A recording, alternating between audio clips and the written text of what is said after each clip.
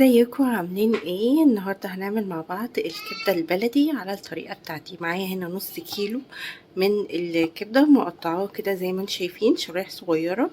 معايا هنا بصلايه متقطعه جوليان، معايا هنا فلفل الوان تمام، ومعايا هنا الثوم، ومعايا ليمونه معصوره، ومعايا هنا ملح وفلفل وشويه من السبع بهارات، وهنا قرن من الفلفل الحامي، بس ده حسب الرغبة. يلا بينا نشوف مع بعض هنعمل ايه. حاجة بجيب الطاسة بتاعتي واحط فيها شوية من الزيت وانزل عليها كده بالثوم تمام، ياخد كده تقليبة. هنزل معاكم بالكبدة. الكبدة دي مش عليها حاجة، الكبدة انا مش بغسلها عموما، بس عليها شوية ليمون، بحط عليها عصرة ليمون او شوية خل قبل ما اعملها عشان ما يبقاش فيها اي زفارة. بس كده بسيبها كده مع بعض تاخد تسميعة، وبعد كده هنزل عليها بالبصل. هاخد البهارات بتاعتي دي كده الاول، انزل عليها بالكبده واديلها تقليبه كده مع البهارات.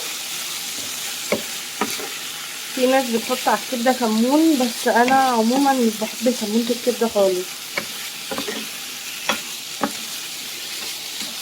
انا بحط عليها بس ملح وفلفل وشويه من السبع بهارات. بقى كده انزل بالبصل،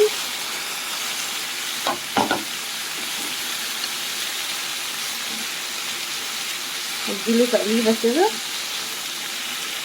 اخر حاجه خالص هنزل بيها هي الفلفل الملون. اسيب الحاجه دي بقى كلها تستوي كده مع بعض.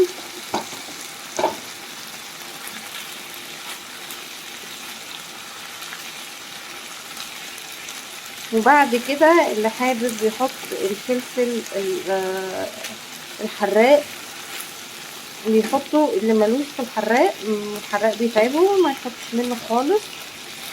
بس كده هنسيبها تستوي، وفي الاخر خالص هننزل عليها بعصير الليمون. حاجة خالص هنزل كده بعصير الليمون وهديلها تقليبة، وبعدين ايه اطفي عليها.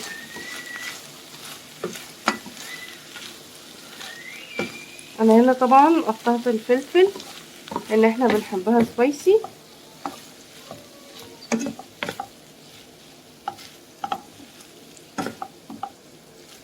كده الكبدة بتاعتنا جهزت.